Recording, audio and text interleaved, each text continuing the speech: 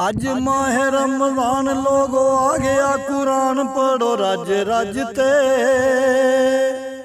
आज माह रमजान लोगो आ गया कुरान पढ़ो रज रज ते। करो वुजू ते बदल लव कपड़े मसीते आओ भज भज ते। आज माह रमजान लोगो आ गया कुरान पढ़ो रज रज ते। करो वुजू ते बदल लव कपड़े मसीते आओ भज भज ते।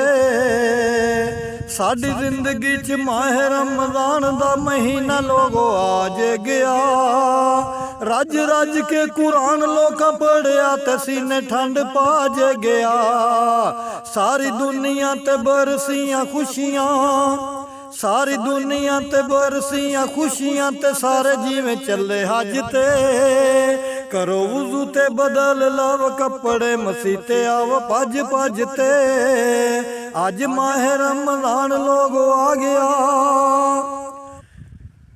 इस सोने महीने विच यारो जेड़ा सदका खैरात करदा, रो रो के मसीत विच बैठ के जो रब नू जे याद करदा, ओह जन्नत दे विच यार जावंदा, ओह जन्नत दे विच यार जावंदा जिन्ने कियां च सज सज ते। करो वुजू ते बदल लव कपड़े मसीते आओ भज भज ते। जेड़े लोग यारो सहरी वेले उठ के नचौलों विच दही सट दे, जेड़े रब दियां करदे इबादतां भुले ओनू नहीं सकदे। सोने रब कोलों नेकी अज पा लै, सोने रब कोलों नेकी अज पा लै कुरान विचों लब लब ते। करो वुजू ते बदल लव कपड़े मसीते आओ भज भज ते। अज माह रमजान लोगो आ गया। ए 11 महीनियां तो अफजल कहंदा जे तबानी सज्जणो।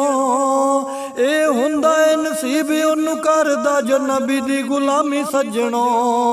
ना नबी दी गुलामी बिना होवनी, ना नबी दी गुलामी बिना होवनी, रिहाई आखां गज वज ते।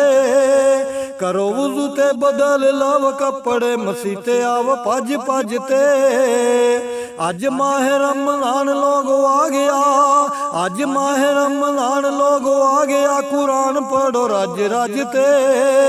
करो वुजू ते बदल लव कपड़े मसीते आओ भज भज ते।